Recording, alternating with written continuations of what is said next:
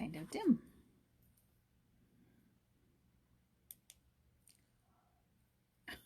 You can see me a little bit better.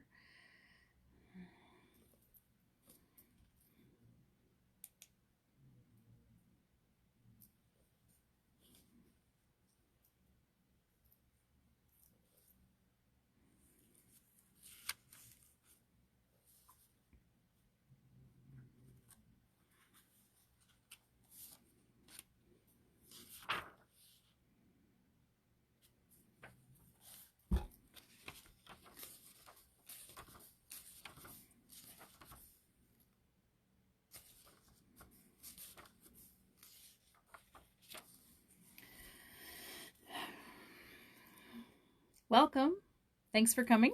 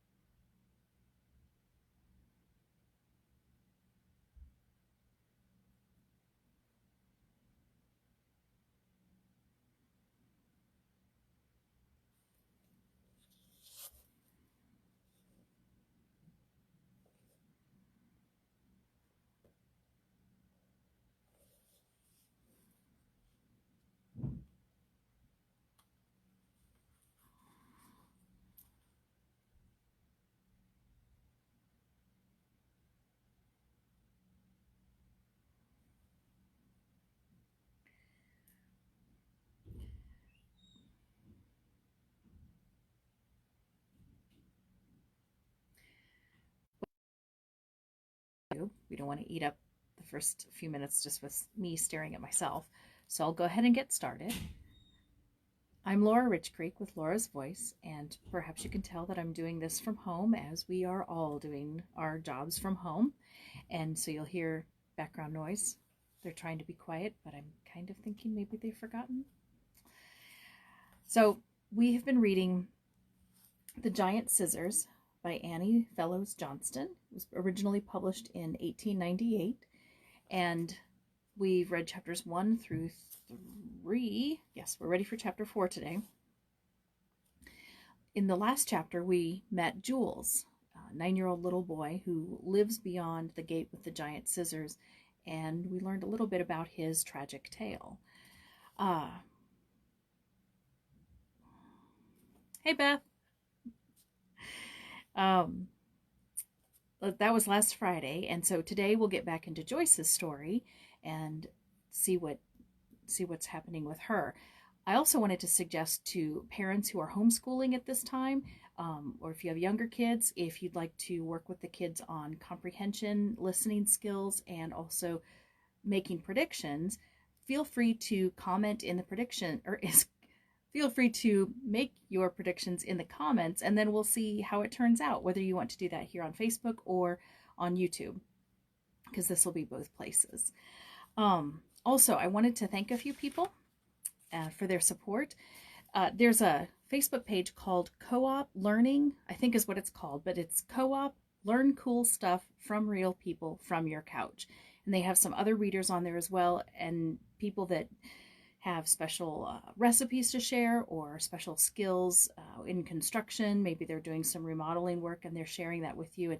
And that's just scratching the surface of some of the things that you can see on there. So if you'd like to go ahead and visit that, once again, it's Co-op, so C-O-O-P, and then the tagline is Learn Cool Stuff from Real People from Your Couch. Additionally, I'd like to thank Jessica Burkett for sharing the post originally and the event originally to promote some local talent doing some reading, as well as Bookworm Banquet for the follow, Voices in Vox, and JD Sutter, and then also my kids for trying to be quiet. Okay, so we'll go ahead and get into chapter 4, which is called A Letter and a Meeting. Nearly a week later, Joyce sat at her desk, hurrying to finish a letter before the postman's arrival. Dear Jack, it began, you and Mary will each get a letter this week. Hers is the fairy tale that Cousin Kate told me about an old gate near here. I wrote it down as well as I could remember. I wish you could see that gate. It gets more interesting every day, and I'd give most anything to see what lies on the other side. Maybe I shall soon, for Marie has a way of finding out anything she wants to know. Marie is my new maid. Cousin Kate went to Paris last week to be gone until nearly Christmas, so she got Marie to take care of me. It seems so odd to have somebody button my boots and brush my hair and take me out to walk as if I were a big doll. I have to be very dignified and act as if I had always been used to such things. I believe Marie would be shocked to death if she knew that I had ever washed dishes or pulled weeds out of the pavement or romped with you in the barn. Yesterday, when we were out walking, I got so tired of acting as if I were 100 years old that I felt as if I should scream. Marie, I said, I've a mind to throw my muff in the fence corner and run and hang on behind that wagon that's going downhill. She had no idea that I was in earnest. She just smiled very politely and said, Oh, mademoiselle, impossible. How you Americans do love to jest. But it was no joke. You can't imagine how stupid it is to be with nobody but grown people all the time. I'm fairly aching for a good old game of high spy or prisoner's base with you. There's nothing at all to do but to take pokey walks. Yesterday afternoon we walked down to the river. There's a double row of trees along it on this side, and several benches where people can wait for the tram cars that pass down this street and then across the bridge into Tours. Marie found an old friend of hers sitting on one of the benches. Such a big, fat woman, and oh, such a gossip. Marie said she was tired, so we sat there a long time. Her friend's name is Clotilde Robard. They talked about everybody in St. Symphorien. And here's a picture of her out with her maid, Marie. She looks a bit bored. Marie doesn't look all that much more excited. Then I gossiped too. I asked Clotilde Robard if she knew why the gate with the big scissors was never opened anymore. She told me that she used to be one of the maids there, before she married the spicemonger and was Madame Robard. Years before she went to live there, when the old Monsieur Ciseaux died. There was a dreadful quarrel about some money. The son that got the property told his brother and sister never to darken his doors again. They went off to America, and that big front gate has never been opened since they passed out of it. Clotilde says that some people say that they put a curse on it, and something awful will happen to the first one who dares to go through. Isn't that interesting? The oldest son, Mr. Martin Ciseaux, kept up the place for a long time, just as his father had done, but he never married. All of a sudden, he shut up the house, sent away all the servants but the two who take care of it, and went off to Algiers to live. 5 years ago, he came back to bring his little grandnephew, but nobody has seen him since that time. Clotilde says that an orphan asylum would have been a far better home for Jules, that is the boy's name, for Broussard, the caretaker, is so mean to him. Doesn't that make you think of Prince Ethelred in the fairy tale? Little and lorn, no fireside welcomed him, and no lips gave him a friendly greeting. Marie says that she has often seen Jules down in the field back of his uncle's house, tending the goats. I hope that I may see him sometime.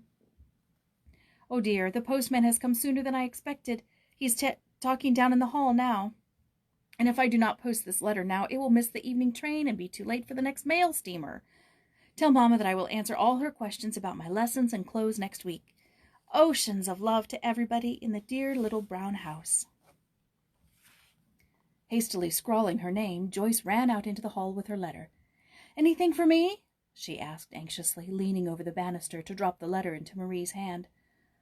One, mademoiselle, was the answer, but it has not a foreign stamp.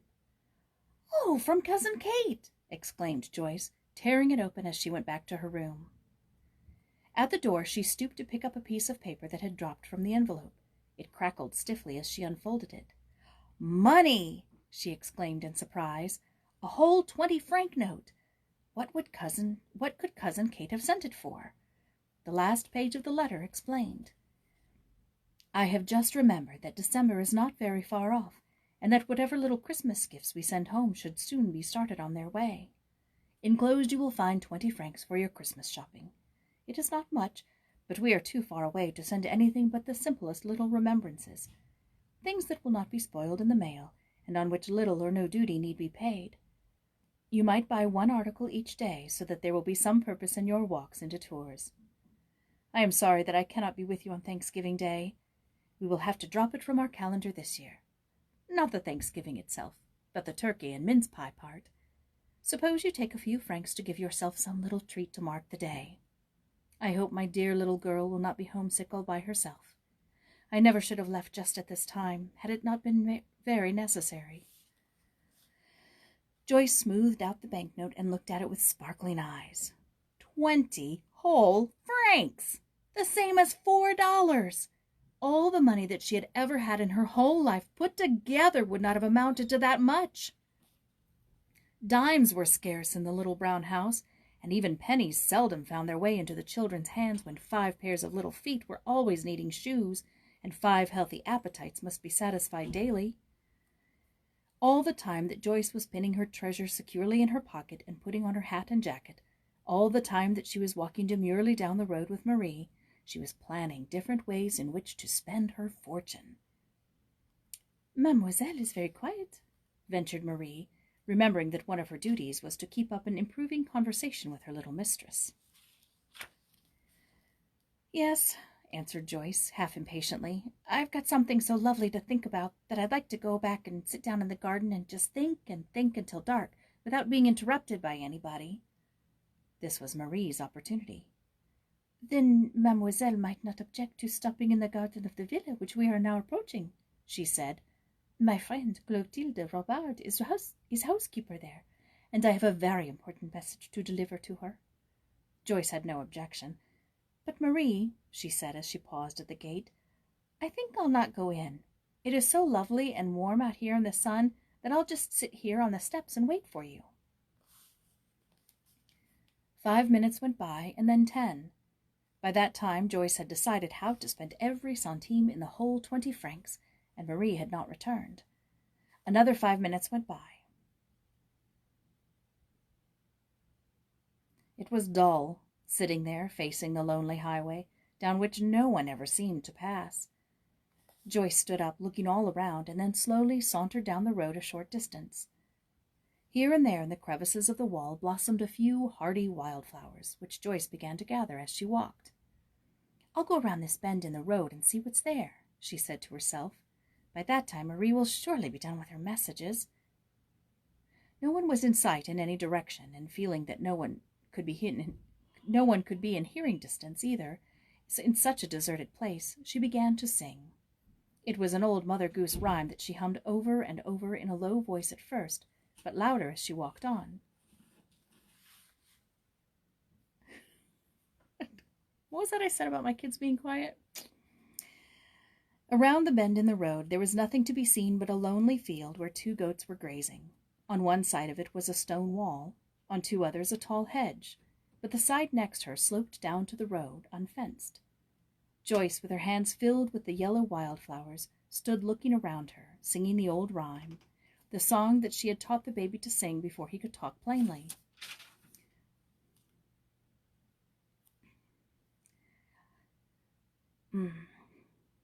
Little boy blue, come blow your horn. The sheep's in the meadow, the cow's in the corn.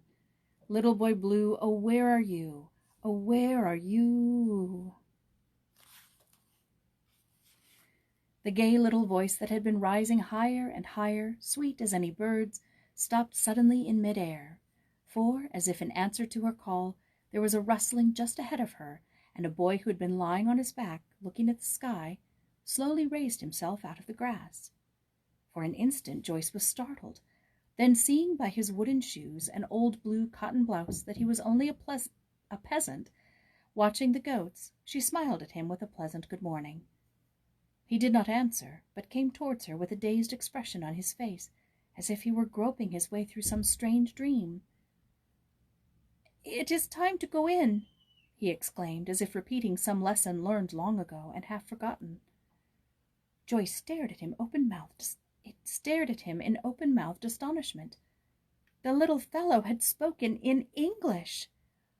"Oh, you must be Jules," she cried. "Aren't you? I've been wanting to find you for ever so long." And then we've got a picture.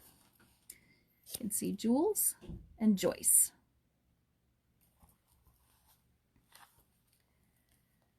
The boy seemed frightened and did not answer, only looked at her with big, troubled eyes. Thinking that she had made a mistake, that she had not heard aright, Joyce spoke in French. He answered her timidly. She had not been mistaken. He was Jules.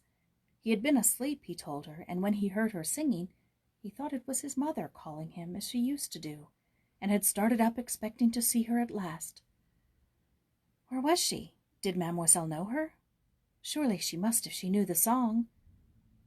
It was on the tip of Joyce's tongue to tell him that everybody knew that song, that it was as familiar to the children at home as the chirping of crickets on the hearth or the sight of dandelions in the springtime. But some instinct warned her not to say it. She was glad afterwards when she found that it was sacred to him, woven in as it was with his one beautiful memory of a home.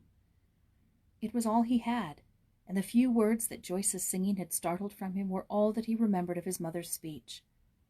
If Joyce had happened upon him in any other way, it is doubtful if their acquaintance would have grown very rapidly. He was afraid of strangers, but coming as she did with the familiar song that was like an old friend, he felt that he must have known her sometime, that other time when there was always a sweet voice calling and fireflies twinkling across a dusky lawn. Joyce was not in a hurry for Marie to come now. She had 100 questions to ask, and made the most of her time by talking very fast. "Marie will be frightened," she told Jules, "if she does not find me at the gate, and will think that the gypsies have stolen me. Then she will begin to hunt up and down the road, and I don't know what she would say if she came and found me talking to a strange child out in the fields, so I must hurry back. I am glad that I found you. I've been wishing so long for somebody to play with, and you seem like an old friend because you were born in America. I'm going to ask Madame to ask Broussard to let you come over sometime." Jules watched her as she hurried away, running lightly down the road, her fair hair flying over her shoulders and her short blue skirt fluttering. Once she looked back to wave her hand. Long after she was out of sight, he still stood looking after her. One might gaze longingly after some visitant from another world. Nothing like her had ever dropped into his life before, and he wondered if he should ever see her again. And that's the end of chapter 4. So, our hero and heroine have met, Jules and Joyce. And we'll see what happens in chapter 5, which just is a little clue or hint, perhaps. And for those of you who want to post your predictions, it's titled A Thanksgiving Barbecue. But now we know a little bit more about each of our characters, so we'll see just what happens to them. So that'll be chapter 5 this Friday, which is April 3rd, I believe. Okay, so come back Friday, and if you missed any of the chapters up to now, you can catch it on my YouTube channel, which I'm pretty sure you should just be able to find it at Laura's Voice, or you might search under Laura Rich Creek if that's fruitless. You can also find me on Facebook, LinkedIn, and Twitter, and don't forget to post those predictions or post any other comments or questions you might have about what we're reading or about voiceover works in the public domain, how you are faring in this stay-at-home world that we have. I do think that's it. So I hope you have a great day, and I'm Laura Rich Creek with Laura's Voice. Thanks for listening. Bye.